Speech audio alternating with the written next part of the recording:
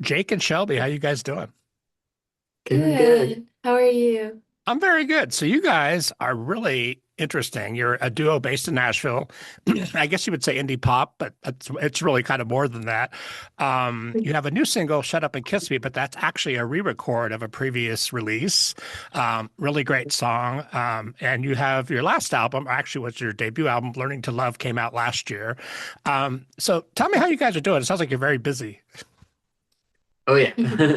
We're doing good. It's been such a pleasure to be getting to do music. This is a dream for us. And Learning to Love was like our first full length record. And it was also like our first I guess our first album trying to do like full production stuff. So it was Mhm. really fun kind of finding a sound that was like different from the acoustic thing because that's how we started doing a lot of just acoustic stuff.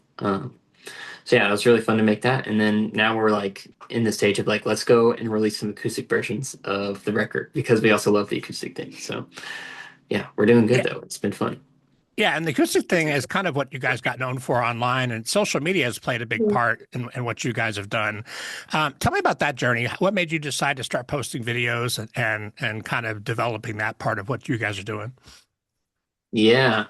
I mean, honestly, we started out just posting videos like from the start.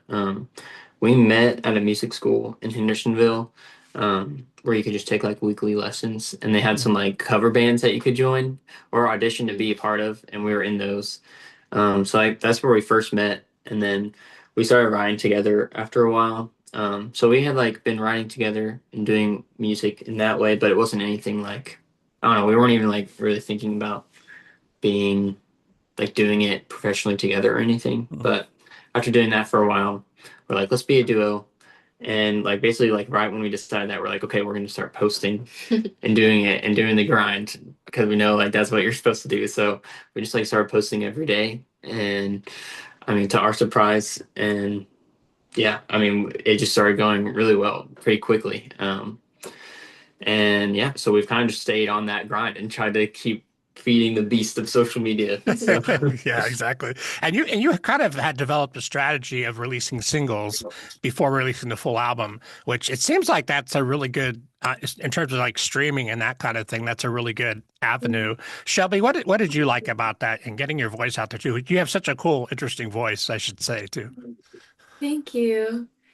Yeah, I mean, releasing music has been like Jake said, like a dream of mine. So it's been really sweet being able to like do it and like share this experience with someone else too. And yeah, like writing our own music and being able to share like what we write with the world has been really fulfilling. And it's also been a journey, like he said, finding our like full production sound has been it was fun, but it was hard. It was like all of the things. Um so yeah, I'm really looking forward to new music in the future, and I'm so proud of our album, and I'm really glad that it's out now and people are connecting with it. Yeah, you're getting a lot of attention. I know you have a lot of social media followers, as I mentioned, but you're also, it seems like it's really kind of blowing up. You're getting a lot of great reviews, which is awesome. And how did you develop your sound, Shelby, with your voice? Because you have a very unique voice. I always say it's like, it's so cool to be able to stand out because of all the singers in the world. You have like a Dolly Parton, Willie Nelson, people instantly know who that is. And you kind of have that vibe with your voice. Who were some of the heroes for you when you first started singing and people that you looked up to? Um, I am a big Swiftie, so Taylor Swift is my favorite artist. Other than her, I love Lizzie McAlpine and Lynn and Stella.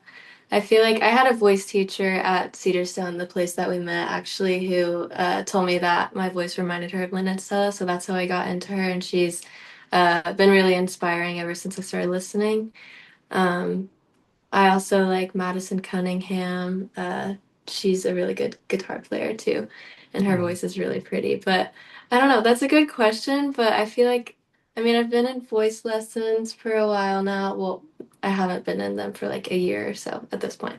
But I don't know, I've kind of just sang like ever since I was little, so I feel Yeah. like she's always had like in videos of her like singing as a kid, her voice was like always super good. Like, yeah, I feel like Yeah. it was just naturally like that way somehow. I don't know. And like, Yeah. yeah, Yeah. It's like a thing where you can take lessons, but you're kind of born with that, right? yeah. I Yeah. remember Thank like you. in like we went to the same like public school, and I remember like hearing her. I think in some like before I even knew who she was, but I feel like I remember hearing her at like a talent show and being like, "Wow, that girl's so good at singing." Yeah, that's awesome. Well, that's cool that you guys have known each other for so long. You've kind of grown up in music together and sort of in life, Yeah. which is pretty awesome. It's cool to have a partner in crime, right? Yeah. Yeah. Tell me about producing the album. Obviously, like the acoustic sound is stripped down, which I love. But also doing the production in general. Is that something you guys self-produce, or are you working with producers? Or how does that work for you? Yeah, we've been working with producers. We've worked we on the record we worked with a good amount of producers actually. I think in total we had like six different producers Oh on the wow, okay. record. Mhm. Um, but we had like one guy we it's kind of different. Like some of them it would be like we wrote the song with them and they were like the track guys kind of in the writing session with us. And then we were just like really happy with how the track came out, like just from the right. So we would kind of just like have them finish it up instead of just having someone else do like it all over again, even because we already liked how it was. So Mhm. that was a good amount of people. So Josh Ronan is one person. We wrote Fragile with him and Shut Up and Kiss Me, and he finished both those. And then Will Honecker is another guy, and we wrote Our Hands with him. And so we just had him finish it. And then Joseph Tilley, he did You You Don't don't Know. And we so he finished that. And then also Tony, nope, not Tony. I'm like getting names combined because Lucky there's so many. West. Yes, Lucky West. That's a He lot of did names. Loop. Yeah, Yeah. it is a lot of names. Lucky West. He did Loophole. And so yeah, I mean like all those songs we basically like created the song just while we were writing it. And they're not even really that much different from how they were when we wrote them the day of. So, yeah, we had them finish those. And then Micah Talks is who we brought a lot of songs that we had written but didn't really have any production to. And so he did like, I think he did like six songs, I guess, then off the record. Um, Also, my dad helped a lot with production on some songs. So some of the songs we had written like a long time ago, and my dad knows how to like is great in Pro Tools and stuff. So he also has done like he usually does our acoustics thing. So like the Shut Up and Kiss Me acoustic version, he produced that and helped us record it. Um, so So, yeah, we definitely so have a big team who yeah, helps out a it lot. sounds like you. I was gonna say it sounds like you like collaboration. Is that something? Yeah. Is that something fun for you? Do you feel like going through the process with different producers? Have you guys learned a lot about how to do that in that process? Yeah. Definitely, for sure. Yeah. Shelby, talk about if you could songwriting and lyrics, because I know you mentioned. I mean, part of your story is that you grew up in the foster system and then you were adopted, Mhm. and I know you've written some songs related to that. But talk about lyrics and what those mean to you, because I know a lot of your songs are very story driven. Yeah. I think the main song that we've released so far that has really been like about my story is a song called Morning Light that actually wasn't on the album. We released it like a few months after we released the album, which was kind of crazy. Um, but yeah, that was my first time writing about my experience, and I think it felt like a really big, hard thing for me to like try to write about for a long time. But I we sang at this event for an organization called the Cape Cod Foster Closet when we were on a writing trip in Cape Cod, and it was just really inspiring, like hearing about what they do. And I think it had just been a long time since I had been around any like foster care organization type of thing like that, and so yeah, it just inspired me to write about that song, write about my experience. Mhm. Uh, and yeah, it was a lot easier than I thought it would be, which was really nice. And I'm really glad that we were able to release that song so quickly. Like we released it not even a month after I wrote the song. Um, so yeah, I don't know. That song I wrote by myself, and so I feel like I'm used to us like writing with other people a lot of the time. Um, but that song I kind of just I don't know, I kind of just wrote random things and it kind of like fell together. It was oddly like a quick experience writing that song. I think it had come a long time in the waiting. Yeah, do you find that like songwriting, I know for me it's very cathartic, it's very healing. Do you find that that's Yeah. a powerful tool that songwriting can be used for? Yeah, very much so. I think both of us are like, we're like, at least I am for sure, like more introverted and like, I don't know, communication can be like a hard thing for me at times. And so like, I really appreciate songwriting in that way because like, I can really like work on and like create a piece of art out of like what I want to say and I can like put time into it and, um, I don't know, just turn pain into something beautiful, which I think is why so many artists write and release songs. And so, yeah, that song has been really sweet just seeing how much it's connected with people. Yeah, and it's you have a lot of fans, a lot of young fans that maybe they have a similar story or they want to know, get to know you better. Yeah. So writing, being that honest, it's hard, but it's important for people to get to know you, I think. Yeah. Um, let's talk about cover songs because you guys have done some kind of fun cover stuff and to talk about that. I know Mhm. you did a I think some stuff with Michael Bublé and some other folks too. Talk about that. Yeah, I mean, honestly, that's where we started. I mean, when we first started posting as a duo, it was we were like, let's just do covers because we know people enjoy that, and we were having fun doing it too. So we did a lot of covers, and our first cover that did really well was a cover of the song called "Sway." It's like an old jazz standard, and but Michael Bublé has a he did it pretty recently. I think he released it in like 2000 something, but he had a good recording of that, and he saw the video and he commented on the video. And then he said something like "duet on the way." Oh, So we're cool. like, "Oh, what the heck? Like, this is crazy." And it was just like our first video to do good too. So it's cool to have like a video do well and also have like some like celebrity recognition with it as well. It was cool. But then he did a duet and we were like, this is crazy to see Michael Bublé singing with us, like online in a way. Um, but then like a few months later, his he was coming to Nashville. And we were like, if he wanted to sing with us online, maybe he'd be down to like do something with us and sing with us in person. And so we just like took a shot and like DM'd him on Instagram and we are like, hey, we see you're coming to Nashville. Would you want to like sing Sway together in person, make a video? And he actually responded. He was like, yeah, let's make it happen. So Yeah, we that's got to awesome. go, yeah, we got to go backstage at Bridgestone. It was really cool. They took us back. We were just like waiting back there, like all like nervous to meet him and stuff. But he was like so nice and so kind. And he was really encouraging and was definitely like a good example to us of like, he inspired us and kind of gave an example of like what we want to be if things continue to grow and how we want to kind of share the love with other artists. Yeah, it's important because it's a community. I know Nashville too is very community driven. It's a very big Mhm. community, especially with songwriting Yeah. and all that. So that's really awesome, and it's great that it seems like he likes to do that a lot. He likes to work with young Mhm. artists, which is really awesome. Talk Yeah. about touring and live shows. You guys have some touring coming up, or how often are you working live?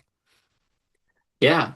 We are you can go. You I take it. mean, we don't have any shows booked right now. We're definitely hoping to do some kind of tour in 2026, but yeah, we love touring like so much and we really want to do it more. The last tour we did our album release tour, which was so much fun. It was a short one. It was like 4 or 5 shows or something. Yeah. Um, and that one, yeah, I mean, we do music because we want to connect with people and we want to be able to like share, I don't know, the our music and just the whole experience with Yeah, people. connect with And people. And so, yeah, yeah, like the live shows is like, I don't know, just what really like, The extreme of that. It's yeah, like it's all of it at once. yeah. yeah. So it's just really beautiful to get to do that. And so that's why we want to do it so much more. But it was really fun on this last tour because we did some shows that were like right before the album came out, and then some that were like a day or two after, and people were like already singing along to like every word on the album. And yeah, it was a really fun experience doing that. And we've done some tours opening for other people too. We got to do our first tour last year that was on like a tour bus and everything. We were gone for like 7 weeks and it was fun. Wow. Yeah. Yeah, I think you have a lot more touring coming in your future. We hope so. We I want think so. to. Yeah, yeah. Just from what I can hear, I think so. Give some advice to young artists, young songwriters, because you guys are kind of still at the beginning of your journey, but you've had a lot of success. What are some kind of key things that you guys have learned along the way so far? Mm, yeah. Oh, It's a big question. we've learned a lot. We've learned a lot of things. I mean, I would say, I mean, honestly, be open to learning as you go, and like be open to failing because you're not gonna get everything right as you go along. And just take those moment, take everything as an opportunity to learn and grow and be better at your craft and have fun while you do it. I would say. I think sometimes it's easy once you choose to do music and like try to um, like pursue that full time. It can be easy sometimes for it to be just feel like your job, because it is your job, but it's also like don't forget that it's your dream and that's something really cool and fun. Yeah, keep the spirit alive. That's for that's for Yeah, sure. yeah. Shelby, what's a couple of key things that you've learned along the way as a songwriter? Um, I think I've learned to just not have like to not be a perfectionist so much like in writing songs because I don't know, I think it's easy to make sure you like love every single line that you write in a song, but I feel like if you like wait until you have like the perfect lyric for every like word in the song, you're not gonna like write anything like ever because it's not always gonna be like perfect. And you may write a song and like not like it, but then like a week later you're like, wait, I was onto something there. Like that was really good. So like I don't know. I think I've just learned that you just need to like you need to write something and also not every song is always going to be good, but you just need to like write the bad ones to get to the good ones. Um, and yeah, like he said, I think I've learned to just have fun with it and not um, worry too much about like how people are going to think about it or whatever. It's just for Don't fun. take yourself too Yeah. seriously. Yeah. Yeah, Yeah. that's actually, yeah, that's a key point. And also, I've always said it's none of your business what other people think about you. Yeah. It's kind of a good life motto because Yeah. you have to, songwriting is a brave thing, and when you're putting music out, it's like putting your children out into the world. So Yeah. it takes a certain amount of bravery and willingness to be able to open yourself up for that. Is that something that Yeah. you guys have felt when you're releasing music? Yeah, I mean, I think I've learned that like if it's something that is really meaningful and like important to you, like chances are like at least someone else is going to relate to it and connect with it in a deep Mhm. way. So, Yeah, that's about communication. So that's really awesome. And you yeah. guys, I love your production style. Your acoustic stuff is really cool. It feels like very much like you're just sitting in a living room listening to you sing, which I love that style. And you have a perfect voice for that. It's very emotive. Um, Tell people how they can reach you and find you guys online if they want to connect and all that stuff. We are on every social media platform, Instagram, TikTok, YouTube, all the things, and our username is Jake and Shelby official on everything. And then we're also on every music streaming platform like Spotify, Apple Music, all the different ones that I might not even know the names of. Yes, Um, there's a lot, I know. yeah, those are all the things. And then we also have an email list for anyone who wants to really stay in touch with us in case they don't see our videos. If you just look up our website, Jake and Shelby, it should pop up a thing to join our email list. So, Awesome. yeah. And I'll include all that information on the podcast episode too, so they can find you with the links and Spotify and all that stuff. Thank you. Thank Thank you so much you. for joining me. I know you guys are really cool. I really like what you're doing, and it's exciting. It'll be exciting to watch what happens because I think you're about to blow up big time. Oh, thank you, Thank Darrell. Thank Yeah. you. you. Yeah, you're very welcome. So everybody, please check out "Shut Up and Kiss Me." It's out now. It's on the streaming outlets. "Learning to Love" is the album that came out last year. It's still totally cool. It's also on your outlets, and please check it out. Thank you so much, guys. Thanks for Thank you having for us. having Great. us. Have a great day in Nashville. Thank Thanks. you. Ciao. Bye. Bye.